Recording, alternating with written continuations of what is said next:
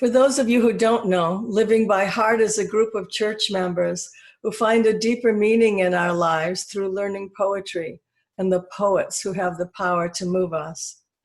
Poetry sustains and enlivens us, brings us laughter, sometimes tears, and sometimes wisdom. We meet the first Tuesday of each month at 7:30, and I'll be putting information on the website if you need more. Living by Heart offers these poems to our beloved community with the intention to find hope, recognition, and perhaps insight that we may move forward just a bit steadier. Come, share these moments with us and some of the poems we treasure. Let us take a deep breath as we prepare to enter our sacred space.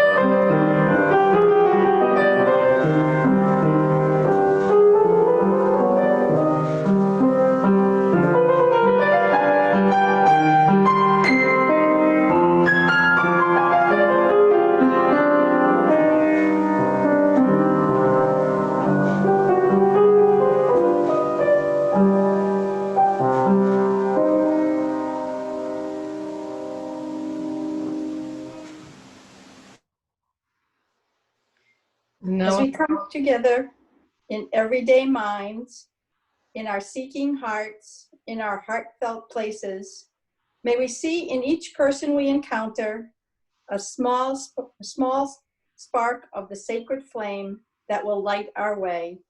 May we find the vision to look past differences and know that each is playing their special role, taking their place in the family of things.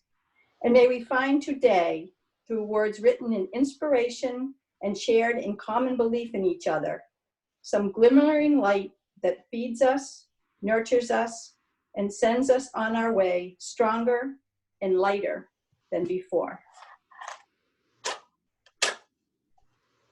The call to worship today is a poem called What Song? by Victoria Stafford. What if there were a universe, a cosmos that began in shining blackness, out of nothing, out of fire, out of a single silent breath, and into it came billions and billions of stars, stars beyond imagining. And near one of them, a world, a blue-green world so beautiful that learned clergymen could not even speak about it cogently, and brilliant scientists, in trying to describe it, began to sound like poets with their physics, with their mathematics, with their empirical, impressionistic musing. What if there were a universe in which a world was born out of a smallish star, and into that world, at some point, flew red-winged blackbirds, and into it swam sperm whales, and into it came crocuses, and wind to lift the tiniest hairs on naked arms in spring when you run out to the mailbox. And into it, at some point, came onions, and came Mount Everest, and also the coyote we've been seeing in the woods about a mile from here, just after sunrise these mornings when the moon is full. The very scent of him makes his brother, our dog, insane with fear and joy and ancient inbred memory.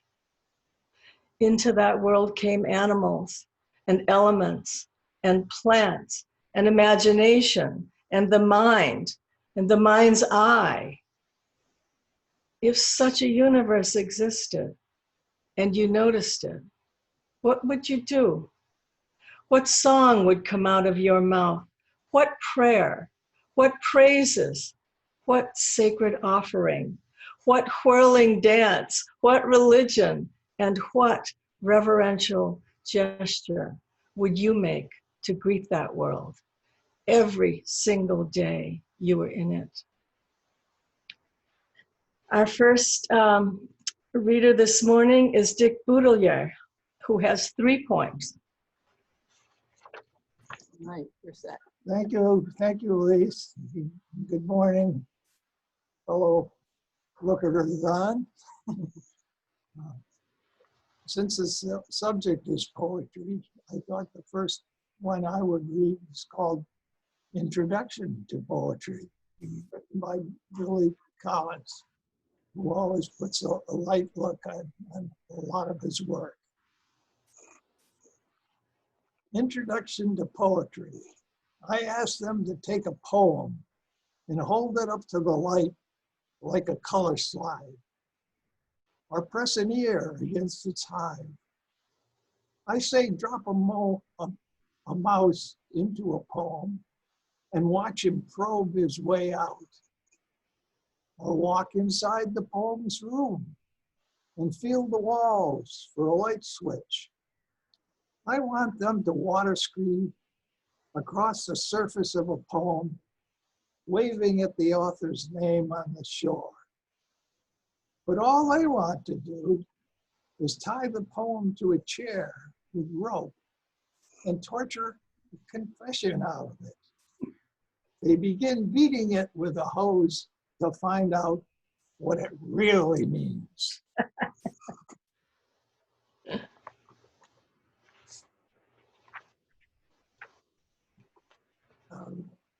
Another favorite poet of mine, Robert Frost, local boy from around here. And he's written a poem called The Tuft of Flowers.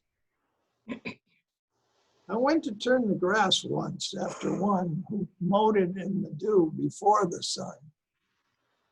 The dew was gone that made his blade so keen before I came to view the leveled scene. I looked for him behind an aisle of trees. I listened for his whetstone on the breeze. But he had gone his way, the grass all mown, and I must be, as he had been, alone. As all must be, I said within my heart, whether they work together or apart. But as I said it, Swift there passed me by, on noiseless wing, a bewildered butterfly, seeking with memories grown dim or overnight, some resting flower of yesterday's delight. And once I marked his flight go round and round, as where some flower lay withering on the ground. A leaping tongue of bloom the scythe had spared, beside a reedy brook the scythe had bared. I left my place to know them by their name, finding them butterfly weed when I came. The mower and the dew had loved them thus, by leaving them to flourish, not for us, nor yet to draw one thought of ours to him, but from sheer morning gladness at the brim. The butterfly and I had lit upon, nevertheless, a message from the dawn that made me hear the wakening birds around and hear his long scythe whispering to the ground, and feel a spirit kindred to my own, so that henceforth I work no more alone. But glad with him, I worked with his aid, and weary sought at noon the shade. And dreaming, as it were, held brotherly speech with one who sought I had not hoped to reach. Men work together, I told him from the heart, whether they work together or apart. And Lise asked me to read poems that I really like. My favorite author is Emily Dickinson. Wrote some nearly 1,800 poems, most of which were not published till after her death. And just covers a number of topics that are just amazing. And I read now poem number 479 of hers. It's called Because I Could Not Stop for Death. And imagine her writing this poem. Because I could not stop for death, he kindly stepped for me. The carriage held but just ourselves and immortality. We slowly drove. He knew no haste, and I had put away my labor and my leisure too for his civility. We passed a school which children strove at recess in the ring. We passed the fields and grazing grain. We passed the setting sun, or rather, he paused us. The dews drew quivering and chill, or only gossamer, my gown, my tippet only tool. We paused before a house that seemed a swelling with the ground. The roof was scarcely visible, the cornice in the ground. Since then, 'tis centuries, and yet feels shorter than the day. I first surmised the horses' heads were towards eternity. I read that to myself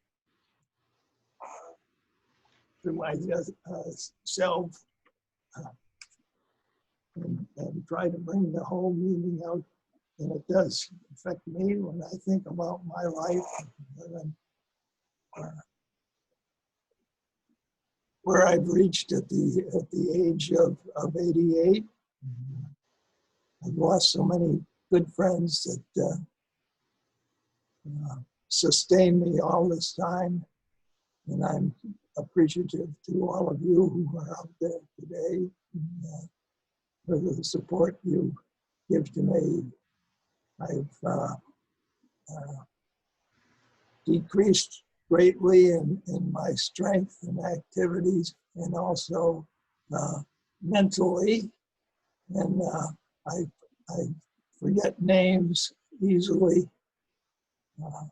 I'll probably, with some of you, remember where you live, what street you're on, and which house. And the next time I see you, I forget what your name is. But eventually, I see you enough so that I keep retaining my fellowship with you and appreciate all the support. My family's been so good for me. I couldn't have any idea how to operate this screen today. So that's my daughter, Nancy, is right here and helps me. She sees me, visits me several times a week. My son, Craig, has moved in with me and is here every day and helps me with shopping, although shopping is something I have been able to maintain somewhat on my own, and it's good. Dick, thank you so much for sharing. Sorry to not watch this. No, thank you so much for sharing, and thank you for reading those poems. I'm delighted that your voice is now in everyone's ear, and they know why I love these poems as much as I do, and the answer is you. So thank you so much. Thank you, too, for asking me, Lisa. Our next reader is Doris Tivnan. Good morning. I'm glad to be with all of you and share with you some of my favorite poems. I have two poems. They're both by Stanley Kunitz. Stanley grew up in Worcester, Massachusetts. In his adult years, he lived in New York City, and he spent his summers on Cape Cod. He actually was born in 1905 and died in 2006 at 101. And the two poems I selected are from a book called The Wild Braid, which he wrote during the last 2 years of his life. The first poem is called The Layers. I have walked through many lives, some of them my own, and I am not who I was, though some principle of being abides, from which I struggle not to stray. When I look behind, as I am compelled to look, before I can gather strength to proceed on my journey, I see the milestones dwindling toward the horizon, and the slow fires trailing from the abandoned campsites over which scavenger angels wheel on heavy wings. Oh, I have made myself a tribe out of my true affections, and my tribe is scattered. How shall the heart be reconciled to its feast of losses? In a rising wind, the manic dust of my friends, those who fell along the way, bitterly stings my face. Yet I turn, exulting somewhat, with my will intact to go wherever I need to go, and every stone on the road precious to me. In my darkest night, when the moon was covered and I roamed through wreckage, a nimbus-clouded voice directed me, live in the layers, not on the litter. Though I lacked the art to decipher it, no doubt the next chapter in my book of transformations is already written. I am not done with my changes. Mm. And the second poem is My Mother's Pears. And this is one that's I hold deep in my heart. It's a poem about a pear tree that he helped plant for his mother in their backyard. And when I was a child growing up, we had a pear tree in our backyard, and I loved that pear tree. So this really speaks to me. My Mother's Pears. Plump, green gold, Worcester's pride, transported through autumn skies in a box marked handle with care.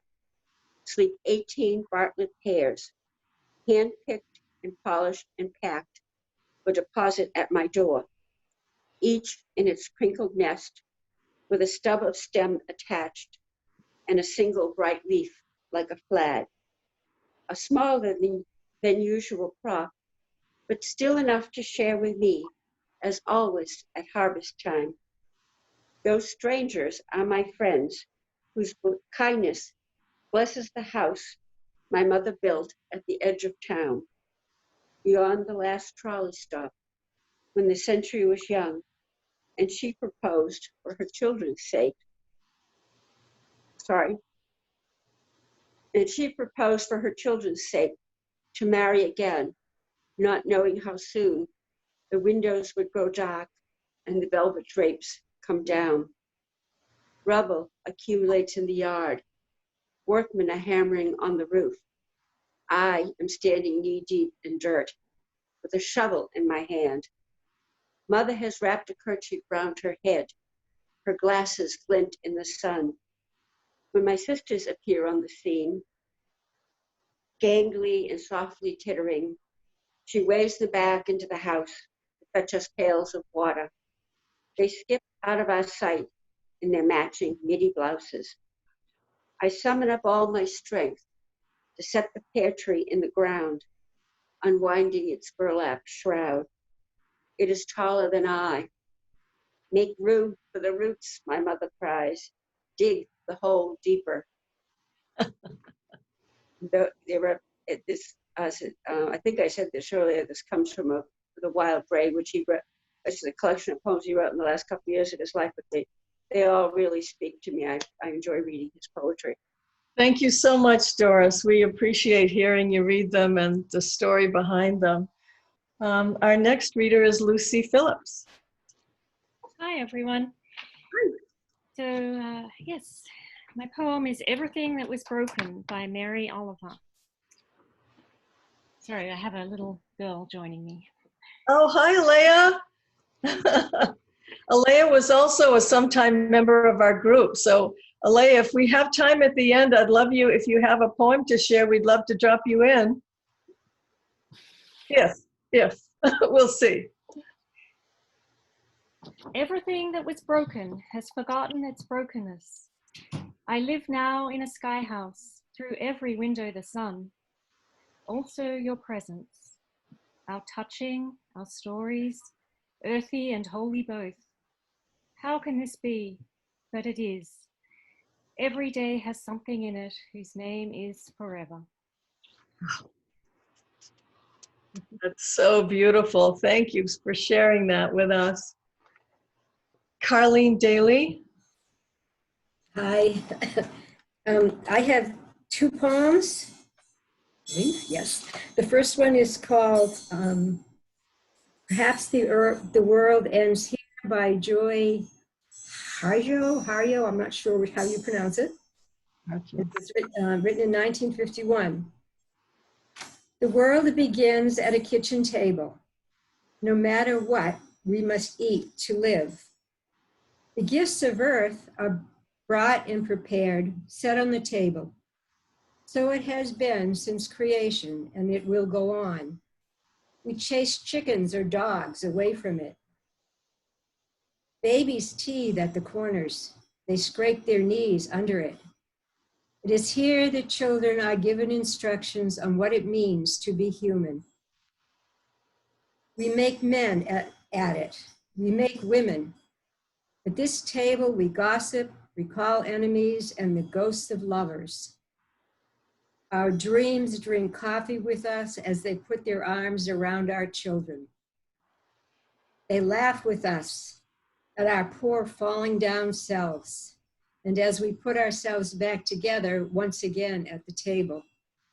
This table has been a house in the rain, an umbrella in the sun. We have begun and ended at this table. It is a place to hide in the shadow of terror, a place to celebrate the terrible victory. We have given birth on this table and have prepared our parents for burial here.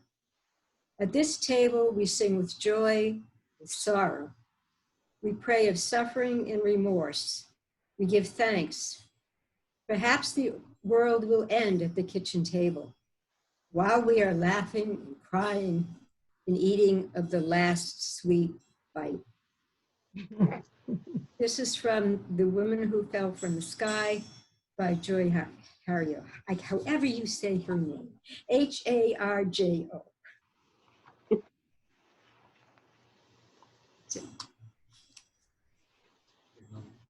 And you've had a piece by Tessamond? Ah. Oh, I'm supposed to have another one. You're right. I don't see it. You can keep going if I find it. Okay. Sorry about that. I thought I had them all in order. All right. So this is the time that we take with each other, the time to open our hearts and share our stories.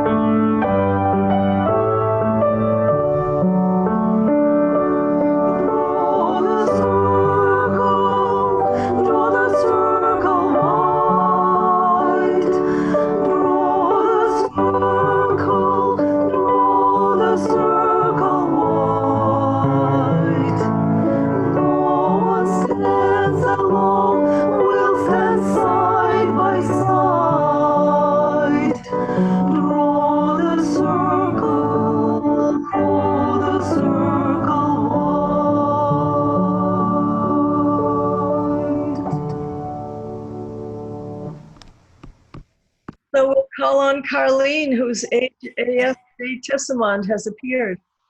It appeared, it was right there all along. I just didn't see it. So I apologize for that. And this is actually one of my favorites. It's relatively short. One day, people will touch and talk, perhaps easily, and loving be natural as breathing and warm as sunlight. And people will untie themselves as string is unknotted, unfold and yawn and stretch and spread their fingers, unfurl, uncurl like seaweed, return to the sea. And work will be simple and swift as a seagull flying. And play will be casual and quiet as a seagull setting. And the clocks will stop and no one will wonder or care or notice. And people will smile without reason, even in winter, even in the rain.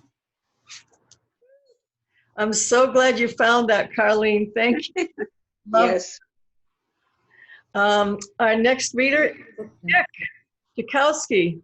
No, I was going to say Joe was the one that also hit. Nick, I think you have to unmute yourself. Dick? I'm on now, I believe. Yeah. Yes, you are. Thank you. I have somehow inadvertently become a little comic relief at our poetry readings. So when Lisa asked us to choose our favorite poems, I couldn't resist this one that I read because I really do believe it's just a lovely poem. It'd be better if you probably didn't look at this on the chat, because part of the effectiveness of it is the kind of way in which it comes on like afterthoughts. He's trying to work through this in a way, and that's part of the joy of it. Anyway, anybody who has had or spent time with an adolescent young lady will appreciate this poem, I think. It's called To My Favorite 17-Year-Old High School Girl by Billy Collins, and this is the same Billy Collins that Boots opened the program with. It says, okay, to my favorite 17-year-old high school girl. Do you realize that if you had started building the Parthenon on the day you were born, you would be done in only one more year? Of course, you couldn't have done all that alone, so never mind. You're just fine being yourself. You're loved for just being you. But did you know that at your age, Judy Garland was pulling down $150,000 a picture? Joan of Arc was leading the French army to victory. And Blaise Pascal had cleaned up his room. No, wait, I mean, he had invented the calculator? Of course, there will be time for all that later in your life, after you come out of your room and begin to blossom, or at least pick up all your socks. For some reason, I keep on remembering that Lady Jane Grey was Queen of England when she was only 15. But then she was beheaded, so never mind her as a role model. A few centuries later, when he was your age, Franz Schubert was doing the dishes for his family, but that did not keep him from composing 2 symphonies, 4 operas, and 2 complete masses as a youngster. But of course, that was in Austria at the height of romantic lyricism, not here in the suburbs of Cleveland. Frankly, who cares if Annie Oakley was a crack shot at 15, or if Maria Callas debuted as Tosca at 17? We think you're special, just being you, playing with your food and staring into space. By the way, I lied about Schubert doing the dishes, but that doesn't mean he never helped around the house. And the second poem is much more serious, much more deep and beautiful. And it's a Frost poem. I share Boots's love of Robert Frost, and this is called To Look at Two. Love and forgetting might have carried them a little further up the mountainside with night so near, but not much further up. They must have halted soon in any case with thoughts of the path back, how rough it was with rock and washout, and unsafe in darkness. When they were halted by a tumbled wall with barbed wire binding. They stood facing this, spending what outward impulse they still had, in one last look the way they must not go, on up the failing path, where if a stone or earth slide moved at night, it moved itself. No footstep moved it. This is all, they sighed. Good night to the woods. But not so, there was more. A doe from round a spruce stood looking at them across the wall, as near the wall as they. She saw them in their field, they her in hers. The difficulty of seeing what stood still, like some upended boulder split in two, was in her clouded eyes. They saw no fear there. She seemed to think that to thus they were safe. Then, as if they were something that, though strange, she could not trouble her mind with too long, she sighed and passed unscared along the wall. This, then, is all. What more is there to ask? But no, not yet. A snort to bid them wait. A buck from around the spruce stood looking at them across the wall, as near the wall as they. This was an antlered buck of lusty nostril, not the same doe come back into her place. He viewed them quizzically with jerks of head, as if to ask, why don't you make some motion or give some sign of life? Because you can't. I doubt if you're as living as you look. Thus till he had almost feeling thus till he had them, almost feeling, dared to stretch a proffered hand and a spell breaking. Then he too passed unscared along the wall. Two had seen two, whichever side you spoke from. This must be all. It was all. Still they stood, a great wave from it going over them, as if the earth, in one unlooked for favor, had made them certain earth returned their love. Thanks. So beautiful, Dick. Thank you. Our next reader is one of two poets we have in the room, at least two who are confessing to it today. This is Lindy Knight Sherman.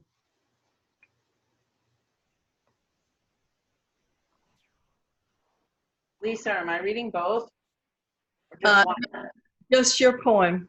Okay. Hope is by Lindy Knight Sherman.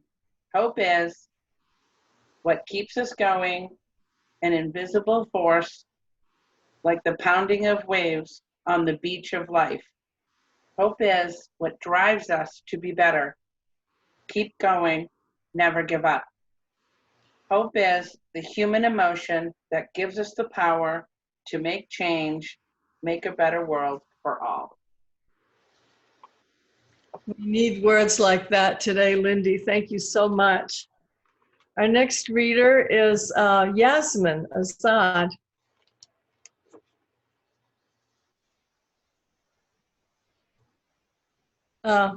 You need to unmute yourself. If you look down at the bottom left of your screen, there you go. Hello, I'm very glad to be here, to be back with such good friends. And the poems I've chosen, I have with the difficult times we are in. I thought they'd probably fit.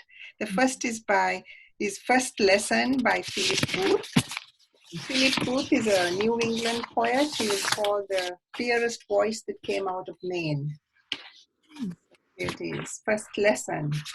Lie back, daughter. Let your head be tipped back in the cup of my hand. Gently, and I will hold you.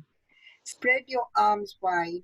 Lie out on the stream and look high at the gulls. A dead man's float is face down. You will dive and swim soon enough where this tide water ebbs to the sea. Daughter, believe me, when you tire on the long thrash to your island, lie up and survive. As you float now where I held you and let go, remember when fear cramps your heart what I told you. Lie gently and wide to the light, dear. Stars, lie back, and the sea will hold you. The second poem is Shoulders by Naomi Shihab Nye. A man crosses the street in rain, stepping gently, looking 2 times north and south, because his son is asleep on his shoulder. No car must splash him, no car drive too near to his shadow. This man carries the world's most sensitive cargo, but he is not marked. Nowhere does his jacket say fragile, handle with care. His ear fills up with breathing. He hears the hum of a boy's dream deep inside him. We are not going to be able to live in this world if we are not willing to do what he's doing with one another. The road will only be wide. The rain will never stop falling. Thank you so much, Yasmin. Our next reader is Rick Reberg, who has 3 poems.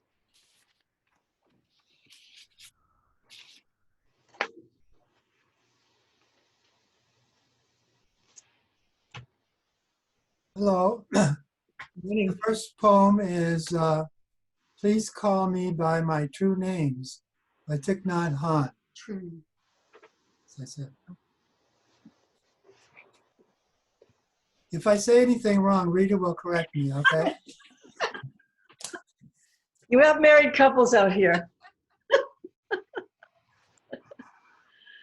Don't say that I will depart tomorrow. Even today, I am still arriving. Look deeply. Every second, I am arriving to be a bud on a spring branch, to be a tiny bird with still fragile wings, learning to sing in my new nest, to be a caterpillar in the heart of a flower, to be a jewel hiding itself in a stone. I still arrive in order to laugh and to cry, to fear and to hope. The rhythm of my heart is the birth and death of all that is alive. I am the mayfly metamorphosing on the surface of the river, and I am the bird that swoops down to swallow the mayfly. I am the frog swimming happily in the clear water of a pond, and I am the grass snake that silently feeds on itself on the frog. I am the child in Uganda, all skin and bones, my legs as thin as bamboo sticks. And I am the arms merchant selling deadly weapons to Uganda. I am the 12-year-old girl, refugee on a small boat, who throws herself into the ocean after being raped by a sea pirate. And I am the pirate, my heart not yet capable of seeing and loving. I am a member of the Politburo with plenty of power in my hands, and I am the man who has to pay his debt of blood to my people dying slowly in a forced labor camp. My joy is like spring, so warm it makes flowers bloom all over the earth. My pain is like a river of tears, so vast it fills the 4 oceans. Please call me by my true name so I can hear all my cries and my laughter at once, so I can see that my joy and pain are one. Please call me by my true names so I can wake up, and so the door of my heart can be left open, the door of compassion. Thank you so much. The next poem I have is from Mary Oliver, and it's Why Wake Early? This is one of my favorites. So, hello, sun in my face. Hello, you who make the morning and spread it over the fields and into the faces the tulips and the nodding morning glories and into the windows of even the miserable and crotchety. Best creature that ever was, dear star, that just happens to be where you are in the universe to keep us from ever darkness, to ease us with warm touching, to hold us in the great hands of light. Good morning, good morning, good morning. Watch now how I start my day in happiness and kindness.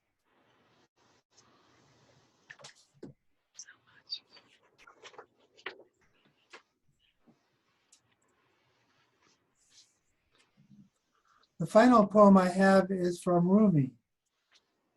And Rumi wrote a poem called The Guest House.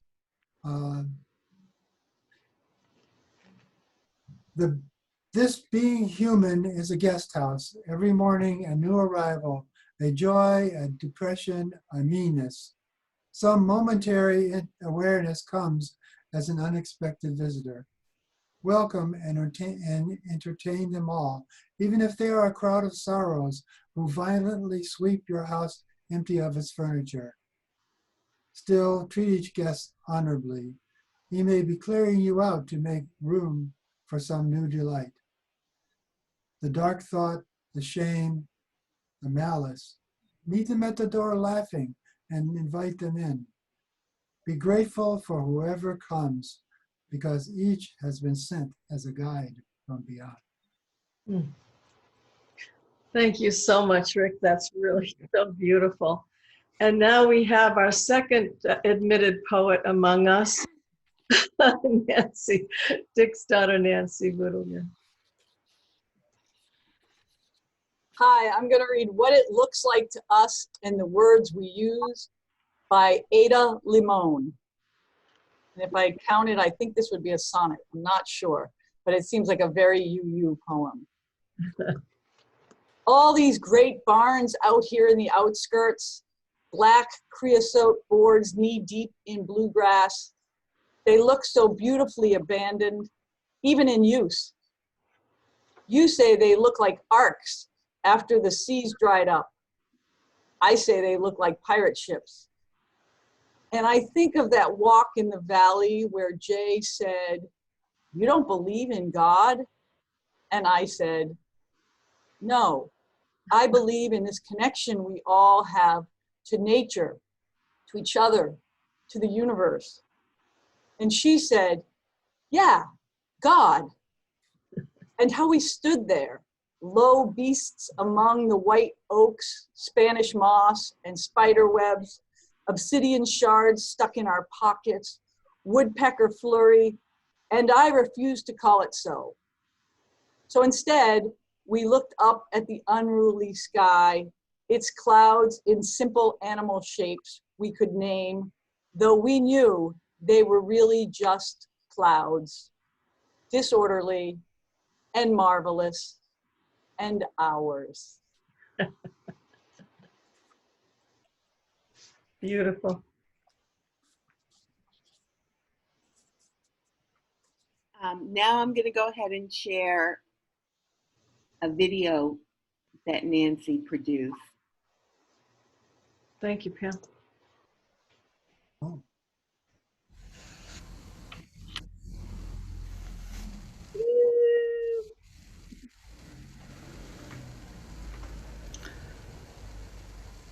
I tried to teach my new dog an old trick or two, but she wasn't interested in orthodoxy.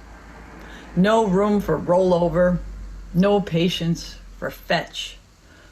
Nothing but eat, sleep, romp and stretch.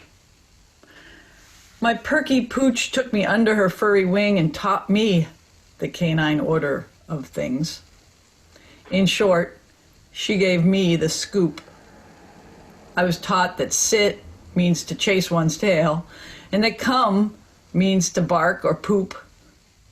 Then I learned that the point of a trail is to know where to stray from, and that leashes, no matter the length, should be wadded and stuffed in a pocket. The next lesson, don't mock it, was this: if there's an itch, scratch. I am no match for her. Whoever said that you can't teach an old dog a new trick has not met my little escapee from the pound, because that mutt has found thousands of tricks to teach little old me.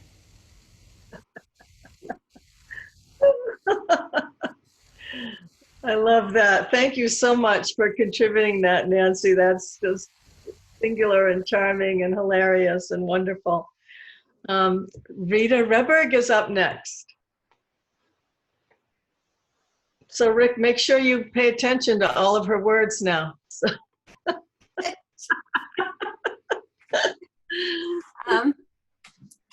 My first poem that I'm going to read is Valentine for Ernest Mann by Naomi Shihab Nye. And I just want to dedicate it to Polly and Jim, who used to be in our group. And Polly also wrote poetry. And when she was very ill, I used to bring her some poems and read them to her. And this is one of the last ones that I brought kind of to cheer her up, I think. Anyway, you can't order a poem like you order a taco. Walk up to the counter, say, "I'll take 2," and expect it to be handed back to you on a shiny plate. Still, I like your spirit. Anyone who says, "Here's my address, write me a poem," deserves something in reply. So I'll tell you a secret instead. Poems hide. In the bottoms of our shoes, they are sleeping. They are the shadows drifting across our ceilings the moment before we wake up. What we have to do is live in a way that lets us find them. Once, I knew a man who gave his wife 2 skunks for a Valentine. He couldn't understand why she was crying. I thought they had such beautiful eyes. And he was serious. He was a serious man who lived in a serious way. Nothing was ugly just because the world said so. He really liked those skunks.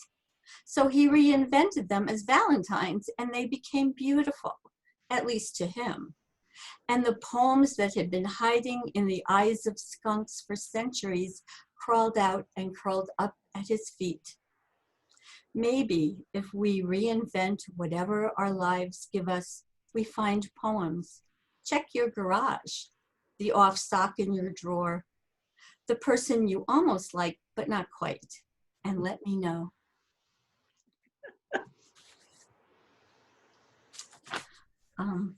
And the next poem is by definitely one of my favorite poets, Mary Oliver. And it's called Sunrise. You can die for it, an idea or the world. People have done so brilliantly, letting their small bodies be bound to the stake, creating an unforgettable fury of light. But this morning, climbing the familiar hills in the familiar fabric of dawn, I thought of China and India and Europe. And I thought how the sun blazes for everyone just so joyfully as it rises under the lashes of my own eyes. And I thought, I am so many. What is my name? What is the name of the deep breath I would take over and over for all of us? Call it whatever you want. It is happiness. It is another one of the ways to enter fire. And the last one, is also by Mary Oliver. And I brought this one a couple months ago to our group when our theme was praise. So, and it's called Mindful. Every day I see or I hear something that more or less kills me with delight, that leaves me like a needle in a haystack of light. It is what I was born for, to look, to listen, to lose myself inside this soft world, to instruct myself over and over in joy and acclamation. Nor am I talking about the exceptional, the fearful, the dreadful, the very extravagant, but of the ordinary, the common, the very drab, the daily presentations. Oh, good scholar, I say to myself, how can you help but grow wise with such teachings as these, the untrimmable light of the world, the ocean's shine, the prayers that are made out of grass? Thank you so much, Rita. Joe Staborski was originally scheduled to be our last, but with your tolerance, I'd love to have Alea read her poem as a final. So Joe? Did I get it right? You're on. Good. Did I get it right? No. Yeah, I moved it. You're on. Okay, good. First poem. Over the past couple of years, I've been trying to introduce to my colleagues and hearts to get an appreciation of the real joy of Polish poetry. The Harry Schoenfeld and Laura Holman, the creator of the Living by Hearts program and the documenter of it, really put some Czesław Miłosz in it at times, a Nobel Prize, a Nobel laureate, but this is another Nobel laureate, Wisława Szymborska. The poem is Miracle Fair. The commonplace miracle, that so many common miracles take place. The unusual miracles, invisible dogs barking in the dead of night. One of many miracles, a small and dreary cloud, able to upstage the massive moon. Several miracles in one. An alder is reflected from left to right, and it grows from crown to root and never hits bottom, though the water isn't deep. A run-of-the-mill miracle, Winds mild to moderate, turning gusty in storms. A miracle in the first place. Cows will be cows. Next but not least, just this cherry orchard from this cherry pit. A miracle minus top hat and tails. Fluttering white doves. A miracle. What else can you call it? The sun rose today at 3:14 a.m. and will set at 1 past 8. A miracle that is lost on all of us. The hand has actually fewer than 6 fingers, but still more than 4. A miracle that just a look around the inescapable earth. An extra miracle, extra and ordinary. The unthinkable can be thought. The second poem has been with me for as long as I've been reading pure poetry almost. It picked it up about the same time I became a Unitarian Universalist and started my meditation practice. And it sits on my desk now in the same book, a book called Earth Prayers. It's by Wendell Berry. The poem has a name, but it was dedicated to someone. I can never remember who it is, though. Within the circles of our lives, we dance the circles of the years. The circles of the season within the circles of the years. The cycles of the moon within the circles of the seasons. The circles of our reason within the cycles of the moon. Again, we come and go. Changed, changing.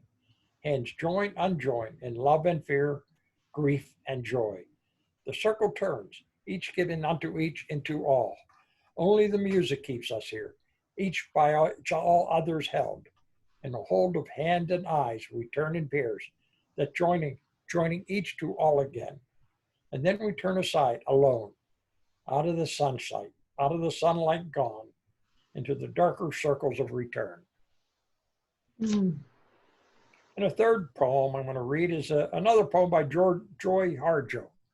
And Joy is very interesting. She's a Muscogee Creek elder,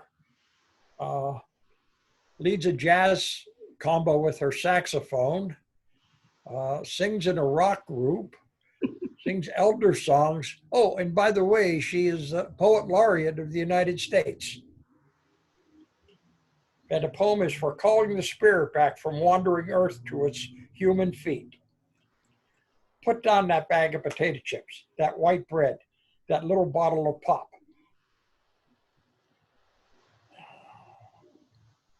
Turn off that cell phone, computer, and remote control.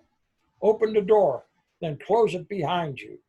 Take a deep breath offered by the friendly winds, then travel the earth, gathering essences of plants to clean, and give it back with gratitude. If you sing, it will give your spirit lift to the high stars and back. Acknowledge the earth who has cared for you since you were a dream, planting itself precisely within your parents' desire. Let your moccasin feet take you to the encampment of the guardians who have known you before time and were there after time. They sit before the fire that has been there without time. Let the earth stabilize your post-colonial insecure jitters. Be respectful of the small insects, birds, and animal people who accompany you. Ask their forgiveness for the harm we humans have brought down upon them. Don't worry, the heart knows its way through, though there be many high-rises, interstates, checkpoints, armed soldiers, massacres, wars, and those who will despise you because they despise themselves. The journey will take you a few hours, a day, a year, a few years, 100, 1,000 years or more. Watch your mind. Without training, it'll run away and leave your heart for the immense human feast set by the thieves of time. Do not hold regrets. When you find your way to the circle to keep the fire burning by the keepers of your soul, you will be welcomed. You must clean yourself with cedar, shade, or other healing plant. Cut the ties you have to feel failure and shame. Let go of the pain you are holding in your mind, your shoulders, your heart, all the way to your feet. Let go of the pain of your ancestors to make way for those who are heading in our direction. Ask for forgiveness. Call upon help from those who love you. These helpers take many forms: animal, element, bird, angel, saint, stone, or ancestor.